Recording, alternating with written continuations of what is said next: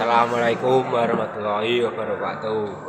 Nama saya Daniel Putra dari 11 TPFL absen 13. Keadaan politik pada masa demokrasi terpimpin. Demokrasi terpimpin dimulai setelah Presiden Soekarno mengeluarkan dekret Presiden 5 Juli 1959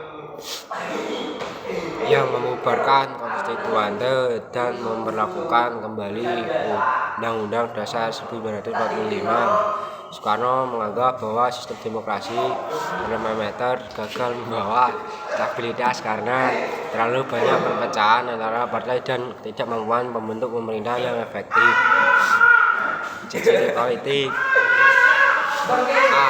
Sentralisasi kekuasaan di tangan Presiden.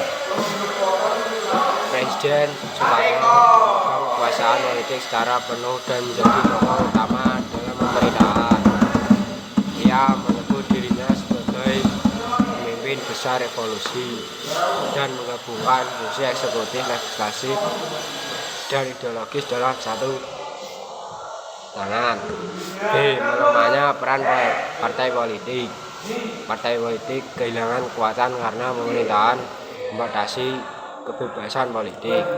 Beberapa partai oposisi dibubarkan atau dilemahkan, dan hanya partai loyal kepada Soekarno yang mendapat tempat di pemerintahan. C. Meningkatnya peran militer. Militer mendapat peran ganda, yaitu sebagai kekuatan pertahanan sekaligus sebagai alat politik. Militer ditempatkan dalam sebagai jabatan sipil dan pemerintahan dan menjadi kekuatan penyeimbang antara Soekarno dan PKI. D. Kuatnya pengaruh PKI. Partai Komunis Indonesia menjadi partai terbesar dan mendukung utama Soekarno dalam demokrasi terpimpin. Hubungan erat mereka antara Soekarno dan PKI menimbulkan ketegangan dengan kelompok Islam dan militer. Lembaga-lembaga baru.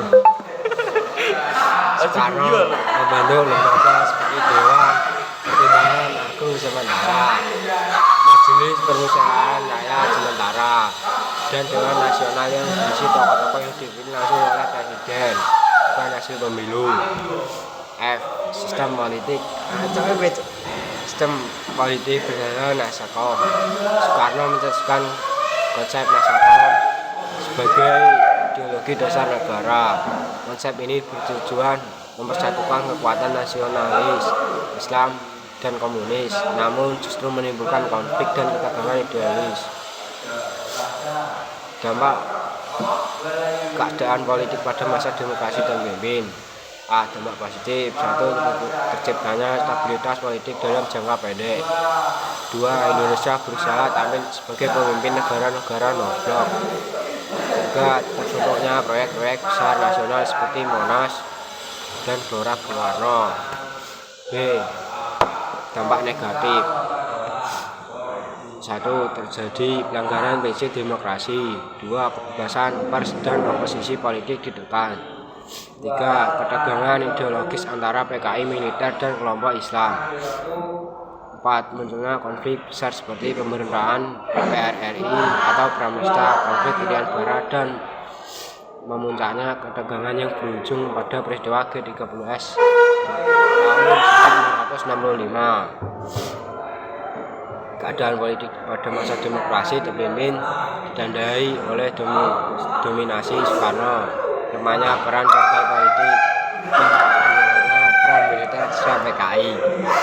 Walaupun berhasil menciptakan stabilitas